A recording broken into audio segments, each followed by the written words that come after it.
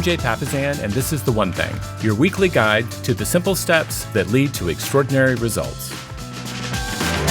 Hey there, One Thing family. Got a very special episode for you this week. It's actually the 500th episode of the One Thing podcast. That's amazing. And we just went over 6 million downloads over the course of this podcast. We could not do that without you. If you didn't show up week after week, have a listen, put it into work in your life, at home and at work, to share it with your friends, it wouldn't be possible. So thank you. Thank you for being here. Thank you for listening, and thank you for sharing. To celebrate 500 episodes, I asked Geoff Woods, our co-founder in the One Thing business, to come back to the podcast that he helped launch. Now, since Geoff left the One Thing organization, he's done a number of roles that you'll hear about. He's become his own author, and we talk about the power of big questions, asking really, really big questions in your life. And Geoff really became an expert at this during his time at the One Thing. And the question that keeps showing up in this episode, and I want you to listen for it, is, who do I want to become? Who do I want to become? Geoff got very clear about asking that question, even when he wasn't sure of the answer, and that has led him to greater and greater success over the years. I hope you'll enjoy this episode. I hope you'll take a lot of takeaways from it. Some bonus stuff there. He wrote a book about AI-driven leadership, and he's got some amazing viewpoints on how to leverage AI as a leader of yourself and a leader of your team. So here we go. Without further ado, is our 500th episode with Geoff Woods. All right, Geoff, really fun to have you back. It's been a little over 3 years, almost to the day, since you left the One Thing organization you helped us found to start some new opportunities. And since then, you've been a chief growth officer. You've started your own company now. You've written a book.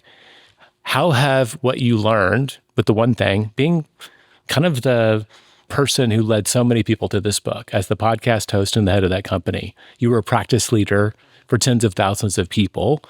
So a lot of this was ingrained.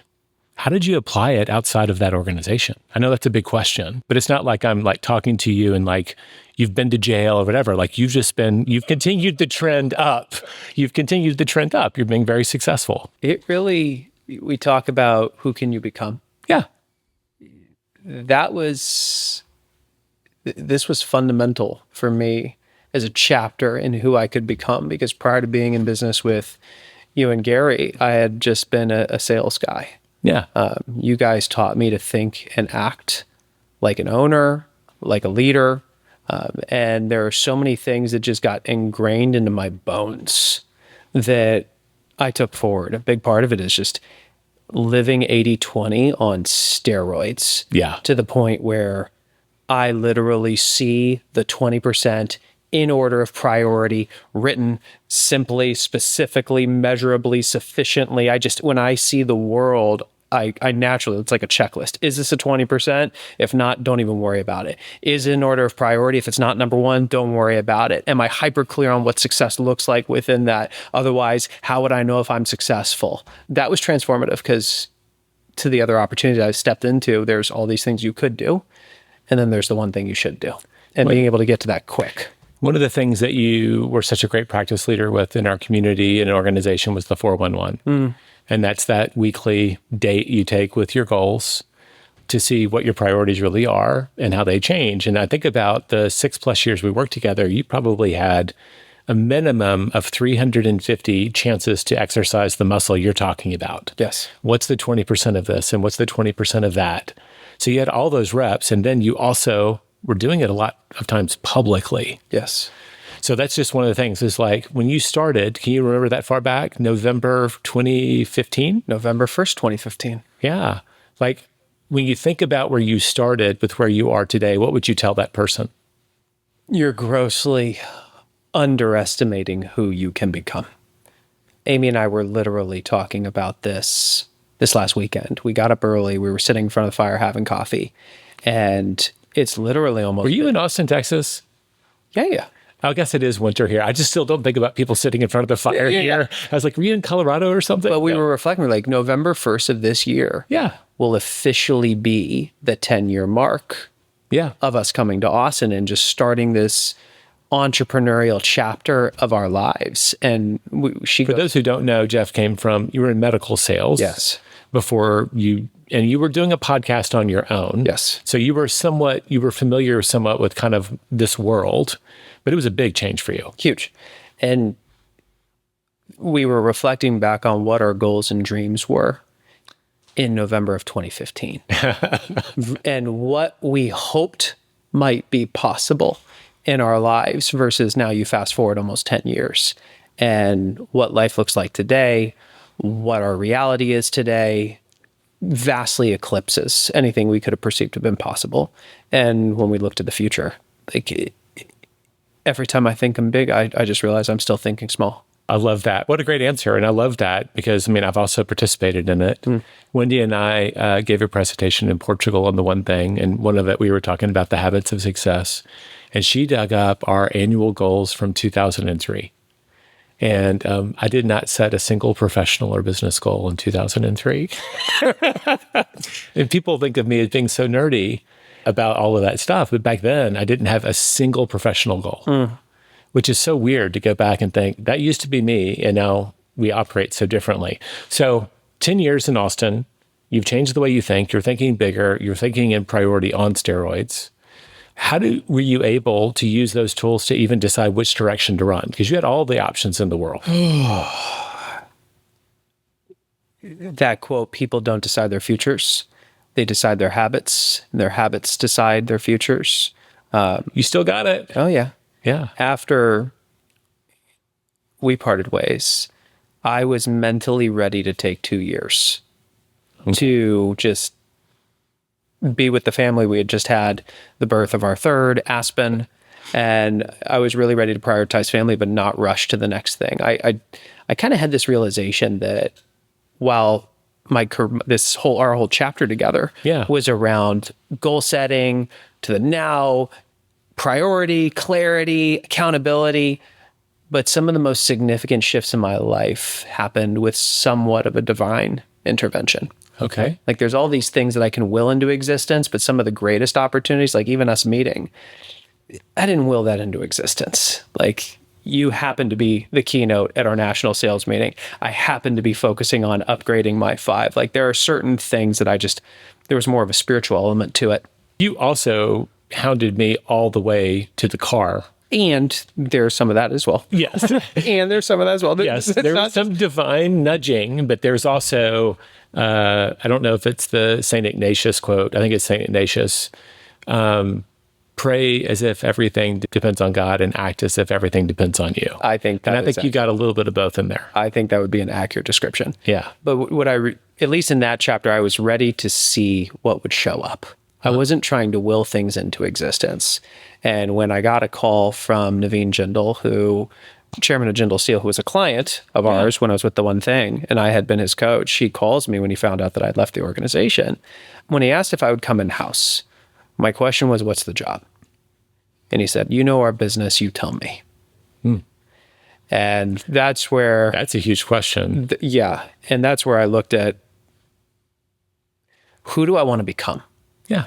What are the skills that I want to develop? What are the habits that I want to form? And this is where I looked at, okay, there's everything I've done with you guys.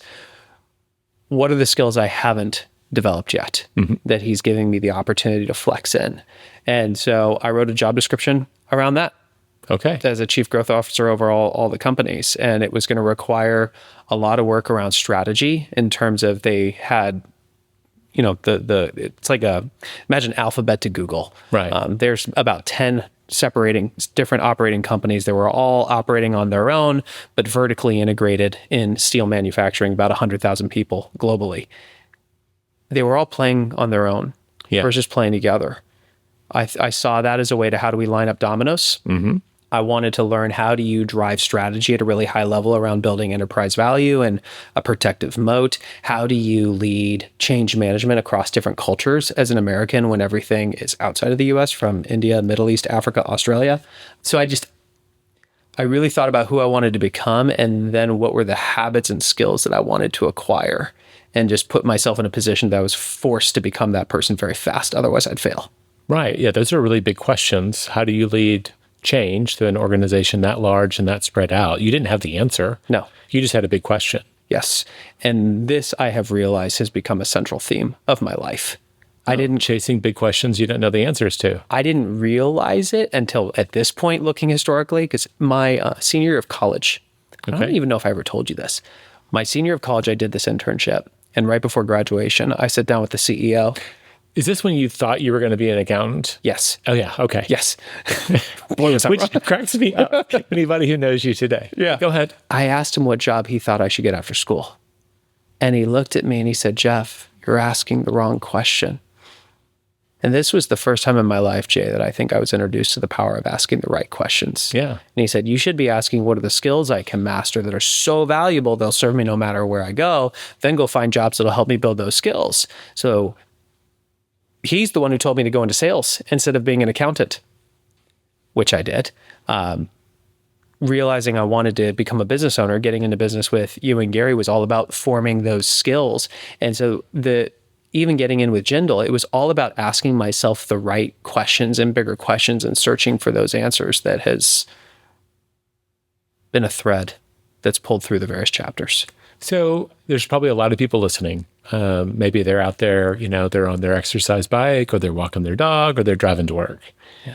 And asking big questions, I think a lot of people think they are, but there's a governor that they have in their brain that doesn't actually allow them to ask the big, scary questions.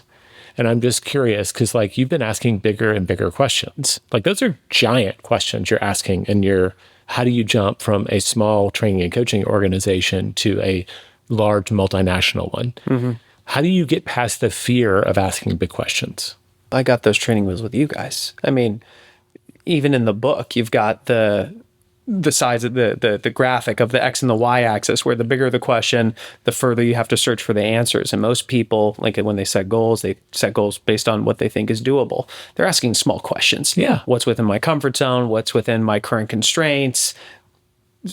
Achievers will set stretch goals. They ask bigger questions, but the real growth lies in asking questions around possibility, questions that are so big that require you to reimagine who you can become. So I became very comfortable when we were in business together, asking questions and searching for the answer rather than expecting myself to have the answer.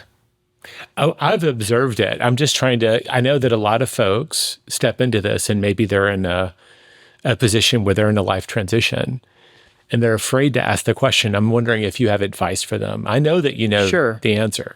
My advice is you have to detach yourself from who you've been so you can reimagine who you can become. Okay. And that means breaking free of the expectation that you should have an answer for every question. Because if you do, you're not growing. Yeah. Versus ask questions that are so big that you don't yet know the answer and give yourself the grace to take a breath and to say, that's okay. Yeah. Now I'm going to close my eyes and I'm going to search for an answer, and I'm going to keep searching until I come up with an answer. And then I get to evaluate if it's the answer. And then you just start taking action from there. It's like a muscle. You're going into the gym for the first time. I'm asking you to curl a 5-pound weight. You'll get stronger over time. I think that I love that answer. And you're getting into this point around the fear people have about getting the wrong answer. Because you said an answer, which I love, versus maybe it's the answer. But this idea most people are going straight to is that the right answer or the wrong answer. Mm-hmm. And that's a very subjective answer. Mm-hmm. But asking the big question allows us to open up doors that we wouldn't open up otherwise. Correct. It allows us to even just go places. I mean, I know there's books now out there, 10X is easier than 2X, all these people who are jumping into this, but allowing ourselves to think big just opens us up to possibilities that would be closed if we're just trying to play it safe. Absolutely. Love that. So you asked those questions. You had how many years that you worked with the steel company, Jindal? 2. And then you decided to make another. And what was the question that drove that transition? Who do I want to become? Yeah. Again, it was November of 22 or December of 22. I saw ChatGPT for the first time. And it was the morning I had called an offsite together. We had the C-suite of every executive team fly into Delhi to cast a vision for the future of leadership in the Jindal org, because we wanted to really define the standards for a leader in the company. And one of my colleagues leaned over to me and said, "Hey, have you heard of ChatGPT yet?" And I said, "No." Yeah. And he showed it to me and did a use case. And I had this light bulb moment. It's on his phone. On his phone, because it turned this relatable moment into a remarkable experience. And I immediately thought, this is really cool. And then there were some limiting beliefs around, I'm so busy, I'll get to it later. Or, you know what, this is something I'll delegate to the tech team. But then I had that college CEO in my head. Yeah. This is a skill that's worth mastering. Okay. And I just started to dive in. And the deeper I went down the rabbit hole, the more convinced I was this was the future. And I was in Delhi one quarter at Naveen's house, and I made the pitch. I said, "I think this is the future." And he said, "I agree." I said, "I think we should drive it through the whole company." He said, "I agree." I then said, "I think this is so important, you should own this as chairman of the board." And he goes, "I disagree." "How about you do it for me?" Okay. And me being very comfortable with jumping out of the plane and not only building the parachute on the way down, but going and shopping for the materials. Yeah. I committed, walked out of his house and said, "Oh crap, I have no idea what I'm doing." But this is when I remembered hearing, anytime you're hitting a ceiling of achievement, you're just missing A relationship. bingo. Yeah. Who am I missing? And that was something that I learned being in business with you guys is to start asking who, not how. And long story short, we partnered with Google and going down. Hold on. Let's just hold that right there. That's a good. We partnered with Google and we're going to take a quick break. And people will have to hear the rest of the story on the other side. Let's take a quick break and then we'll come back and hear what the and was for Geoff.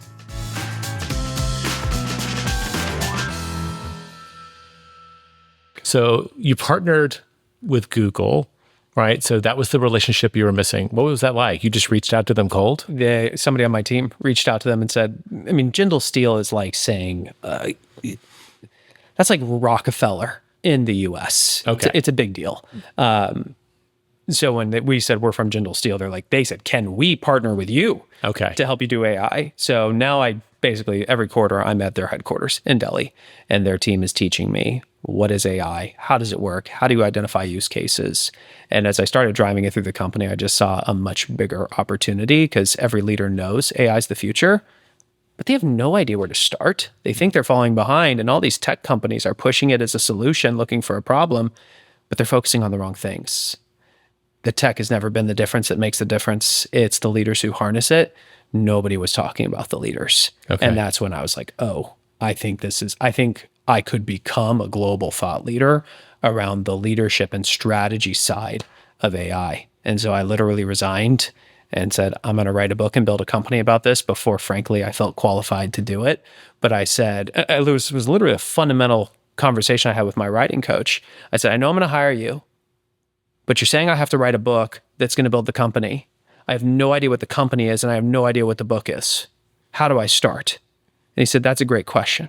And I remember thinking, okay, I can wait to get that clarity and then start writing the book, or I can make the commitment now and use this as a forcing mechanism for me to become the type of person who could write a great book about this and build a company. And I chose the latter. Okay. So you got a writing coach again. So missing a person. First call I made was, I'm not going to do this by myself. I'm going to hire somebody that's going to coach me. And I think you used a mutual acquaintance, Charlie. Yes. Is that the one? Great. Yeah, he's got a great reputation. He's worked with some giants in the industry. So you got a great writing coach. And that ask big questions. Be comfortable asking questions you don't know the answers to that'll force you out of your comfort zone. Just kind of recapping how we got to where we are. Yes. And when you really don't even know where to start, you're probably missing a relationship. So go find the best person to help you forward. Yes. I had a moment there where I was thinking about advocating for the people listening. You were at this giant company that would get that relationship, one of the best in the world, to go, oh, we want to partner with you. I wanted to make sure that there's not a limiting belief out there. Well, Geoff could do that because he was working there. It's not a question of where you're working. It's just about asking, like, where would you go with that objection? You have to ask, what's the one thing I can do, such that by doing it, everything else will be easier or unnecessary. For me, leaning into Google was an easy one. But even Google only took me so far. I still didn't even feel qualified to write the AI-driven leader based on that.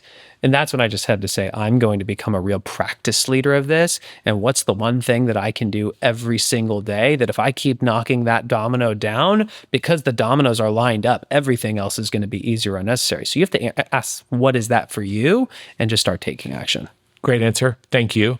Because you're leading me down a path where if people will get past that and start acting like the person they want to become, I believe, I don't know the song it comes from, but like this idea of game sees game, this idea of being a journeyer. And there are probably other people, other leaders in the space that can see that you are authentically trying, whether you're succeeding or not. They could see that your commitment, like I believe that people who are also on that journey recognize people on the journey. And that's when you can ask people that would normally never give you the time of day, but they recognize the commitment, the extraordinary commitment to do something extraordinary, and they're willing to take a chance on you. 100%. So there would be like a great takeaway just right for anybody who says, I couldn't do that, but Geoff could. No, you just have to start doing it wholeheartedly with commitment, make it your one thing. And I believe that you will start to attract those relationships. 1000% agree. Okay. So let's jump back into the Geoff Wood story. Yeah. So you're writing this book that you weren't sure you were qualified to write, but now you just start doing it. How long did that process take? 5 months. 5 months. How much Chat GPT or AI did you use to write the book, or was it all the old-fashioned way? Every word is mine, and I used it to write every word. Fantastic. Do you get that question a lot? Yes. Of course you do. So did you use it even as a research assistant? So here's what it looked like. The way I approach AI is different than most people, because most people think of it like a Google to ask questions to, or an assistant to help them write better emails. I used it as a thought partner. Yeah. So I would tell it what I was doing, but I would turn the tables and have it interview me like a coach to help me clarify my thinking and then take next steps. So first thing I did is I used it to interview me to identify the one person I was writing the book for, which Charlie, my writing coach, said, you have to write this for one person. You got to be incredibly clear. So this was an innovative, ambitious, growth-minded, collaborative, C-level, non-technical executive of a mid-market company who knows AI is the future, has no idea where to start, thinks they're falling behind, probably wants to delegate this to their tech team, but deep down inside knows they can't delegate vision, strategy, or leadership. You spent a little time with this avatar. That's my ideal reader. Yeah. Then I had it interview me to articulate a value proposition for the book. Okay. Then I said, now turn this into a table of contents. Jay was 100% wrong. But because it was wrong, it was so easy for me to understand what was right. Yeah. And so I said, this is 100% wrong, but here's, like, you know this, in content creation, 80% of the work is getting to a first draft. This collapses that time into a second. It's easier to fix something that's broken than to create it from whole cloth. Bingo. Totally. So then Charlie said, great, you've got this table of contents. Go line up 20 CEOs on Zoom and just talk for 2 hours with the table of contents as your guide and have an AI note taker take notes. So I had a transcript that I then pulled back into ChatGPT and said, context, I'm writing this book. Here's who it's for. This is the value prop. This is the table of contents. Here's a transcript of me talking about this. Your role is to act as a New York Times bestselling editor who specializes in business books. Interview me, ask me one question at a time, up to 3 questions to gain deeper context. But then your task is to create a chapter outline for every chapter, adhering to this structure, which Charlie gave to me. So I just want to point out, because I think the theme of this interview will probably be in the title. It's going to be something about asking better questions, of course. So you've already pointed out most people are using AI as someone to bounce questions off of, versus training it to ask questions of us. Yes. And that to me is just very in itself kind of a provocative, innovative use product. Yes. And then you've been using that throughout to actually create the book. And when you said the avatar and the value prop, by creating that clarity around your book, were you also then creating that clarity around your company? 1000%. Yeah. Because I was also interviewing my avatar every day in real life. I interviewed over 200 people one-on-one for the book. So I was so dialed into where the market was. Just like how you interviewed the 50 to relaunch the show, you get really dialed in really quick on where your ideal customer is at. Yeah. Well, it's a fantastic way to kind of flip it around is to, one, you're having AI interview you And then you're also then taking that knowledge to interview other people, and you Yes. just keep recycling it again and again. Yeah. Now Exposure to leaders. You weren't just interviewing anyone. You're interviewing very all specific C-level. people. All C-level. Now, the key is when it spat out the chapter outlines, I did not just copy and paste. Yeah. And that's the mistake people are making, is they're actually allowing AI to replace their thinking or their work, versus I go, no, that's just a draft you gave to me, but now I'm going to react to it and make it mine. And that's kind of what the whole process looked like, to then sending it to a real editor and so on and so forth. But I used it to write every word, and every word is mine. So when you think about, you've got the book is out in the world now. Yes. The book has now launched the company. Yes. Like you shared with me right before we sat down, like your company is about to take a giant leap forward. Yes. What questions did you have to ask this time? Oh. Who do we want to become? Yeah. Now it's a we. Yeah. Because I knew from day one no one succeeds alone. Yeah. And I wasn't going to get there by myself. And I've been hyper clear on how do I build a company around me and my core strengths of being a thought leader of the brand, being a super connector, and then being a visionary, but being really clear that actually delivery and sales, which are two of the things I spent most of my time doing with the one thing, they're areas of excellence for me. They're not unique ability. Right. And so I need to build a team that can do that for me. I've been attracting talent since day one and creating opportunity. But who do we want to become? What's the impact we want to make? Why are we in business? Like, I just started with those questions from day one. And more importantly, who do we not want to be? Right. What do we not want to do? Who do we not want to serve? I have been so focused on trying to narrow it down to the one person, the one product, instead of all the things, which I'm wired to just say yes to all the things. And before you know it, we had 5 to 6 different offerings for a guy who had built a company on one thing. And I took my own medicine and went, what's the one thing we're going to do, such that by doing it, everything else will be easier or unnecessary? And if we're going to say yes to something, how are we lining our dominoes up so when we do one thing, it makes everything else easier or unnecessary? And that one thing for people that are curious, I'm sure they're all going to Google you or go to our podcast notes, is like you've built a community of these C-level individuals. Yes. And I can't repeat your whole avatar. Yeah. These people who they're not, maybe not tech literate, but they know that this is something they need to know. You've built a community where they can have the psychological safety to learn together on how to harness AI for leadership. If you try as a leader to know everything about AI, you've already lost. Mm-hmm. Versus the whole idea of, we call it the AI-driven leadership collective. Surround yourself with the right people, ask the right questions, and tap into collective knowledge so that you can then identify what's the 20% I'm going to focus on to stay ahead of the curve and win in an AI-driven future. So I also mentioned before we started taping, like you're also one of the best salespeople I've ever had the privilege to work around. And I work in one of the largest sales organizations in the world. So you're like, for you to say that skill in you is actually replaceable is a very big statement. And I don't think everybody who's listening to it can hear it, because the easy button for you, launching a business where you have to not only pay for your own lifestyle, you've got other people depending on you doing well. The easy button would be for you to just be like, well, I'm going to be in charge of sales. How did you make the determination that that was not going to be your long-term job? I was in a workshop and I was asked a question by my coach.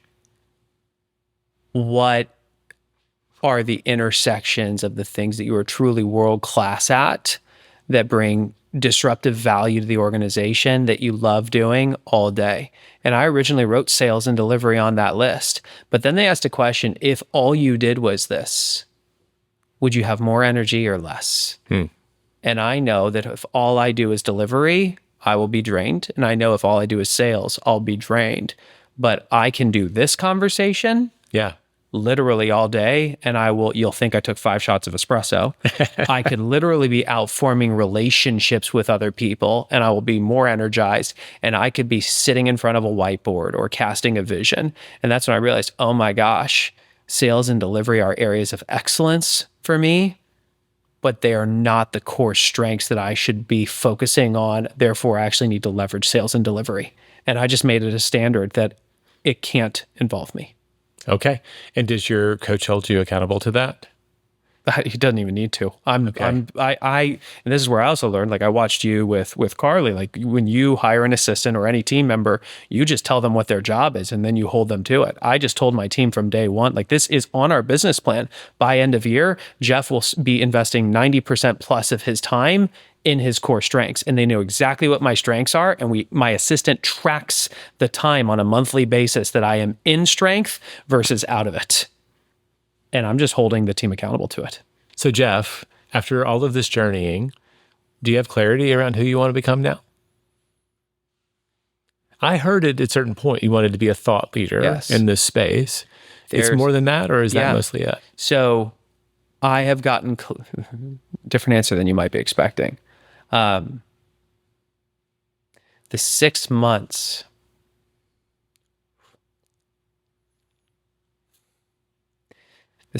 after getting out of business with you,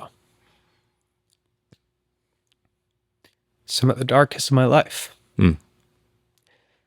I made a mistake that I think a lot of people listening to this are making right now, which is I attached my identity to being the face of the one thing. Yeah. And when I was no longer the face of the one thing, I didn't know who I was. I've learned this is actually pretty common of people who sell their businesses. Yes. For me, I was bullied as a kid and I grew up hating myself. Success became a way to put a Band-Aid over a wound that hadn't actually healed. So for me, like stepping into this brand, like it came with a certain fame and notoriety, and all of a sudden I'm going to these big companies, I'm the face of this brand. Like it fed every part of that 7 to 10-year-old in me that was still hurting, that I didn't know was still in there. It pacified that. But the moment I woke up, like literally the next morning, it was like, I'm not the face of the one thing. It was like deep depression because I didn't know who I was. But that prompted me to start to do the work of who am I? And I realized there's a difference between attaching your identity to what you do versus aligning what you do with who you are. And so even going into Jindal, like a coach I was working with at the time said, be careful, this could go to your head quickly. Don't attach your identity to the job, the title, all the perks that are going to come with it. And I did the same thing coming into AI leadership and writing the AI-driven leader, who I want to become. I, Geoff Woods, want to become the type of person that expands what's possible for millions of people around the world. And while I do that, I want to show up as an extraordinary husband, an extraordinary father, an extraordinary friend. Like that's my personal path. And then there's, what do I want AI leadership to become? Which we are on a mission to create a new category of leader. I think we talked about this a lot, but so leaders today have tolerated a world and a culture where people spend all of their time doing 3 things: checking email, sitting in meetings, and focusing on their to-do list, most of which is consumed with the 80% that only drives 20% of the results. They get at home, and they're not at home because they're still thinking about the 20% they didn't get done. But I believe AI is not a great disruptor, but it can be a great liberator with the right leadership. And so I want to create a new category of leader that is the AI-driven leader, where we create a new standard where people harness their core strengths, focused on the priorities of the role in alignment with company goals, and use AI to enhance people because it can't replace them. Great vision. Great vision. I want to go back though, because you said something in there and I wanted to make sure we circle back. When you got clarity around who you were becoming, how did that 7 to 10-year-old boy feel about that? Did that solve that problem? No, but it became it's part of the healing journey. Okay. Of healing that past trauma that the body holds on to, and becoming more confident in just who am I and finding internal validation rather than external. Yeah. Well, that's good. I'm glad you went there because that's so important not to skip past that and get really clear, because that's the sort of thing that sneaks up you in those transition moments where you realize that there's been a piece that you've been maybe compensating for a long time. And suddenly it jumps out and reveals itself to you in unlikely ways. So thank you for being so vulnerable. My pleasure. And sharing. I'm sure there's a lot of people that identify with that moment in a transition where they thought they had one problem and they just realized that now they've got the problem that they've been ignoring for the last however many years. It shows up. And they show up at the same time. Mm-hmm. Well, you clearly have moved past it. Congratulations on that. I'm very happy for your success. Thank you. And I'm happy that you found the person that you want to become. And I'm sure that there's a lot of people listening to this, hopefully are inspired to do the same thing. Can I ask you for a challenge for our listeners? Yeah, let's do it. So at the end of every episode, we ask people to take one challenge. If after listening to our conversation, what's one thing that they could commit to this week, that they could take one tiny step? I'm reminded by this statement that I said for a long time. The path to getting everything you want starts by getting one thing at a time. Mm-hmm. Think big, go small, right? Trust the dominoes will fall. I would really encourage you to sit down with a pen and a paper and to ask, fast forward 30 years, if I were able to sit down with my future self, who do I want to become? Yeah. Who do I want to be sitting down with? What does that person look like? What does their life look like? How do they think? How do they invest their time? What are their values? What are the things that they would tell me that I'm doing that I should double down and focus on more? What are the things I'm doing that they may tell me to stop doing? And to give yourself the space to not immediately have the answer, but instead to close your eyes and to take a breath and search for it, and then start journaling. Love that answer. Thanks, Geoff. Thank you. Well, I hope you enjoyed that as much as I did. It was really great getting back in the studio with Geoff. Brought back tons of memories for me. We built so many things together over the years, and he is just an expert in living the one thing. And I love how absolutely vulnerable and transparent he became at the end around asking that question, who do I want to become? I hope you'll take the challenge yourself. Now, next week, I'm going to do another solo episode. It's that time of year when if you've got a nephew, a niece, maybe a child that is graduating and going off to college, maybe you've got a nephew, niece, a friend, a young person in your life that is going back to college. How can we prepare them for success using the principles of the one thing? That's the topic next week. I hope you'll tune in. Any text or materials generated by artificial intelligence, AI, should be reviewed for accuracy and reliability, as there may be errors, omissions, or inaccuracies. The use of generative AI is subject to limitations, including the availability and quality of the training data used to train the AI model used. Users should exercise caution and independently verify any information or output generated by the AI system utilized, and should apply their own judgment and critical thinking when interpreting and utilizing the outputs of generative AI. This podcast is for general informational purposes only. The views, thoughts, and opinions of the guest represent those of the guest and not Productive or Keller Williams Realty LLC and their affiliates, and should not be construed as financial, economic, legal, tax, or other advice. This podcast is provided without any warranty or guarantee of its accuracy, completeness, timeliness, or results from using the information.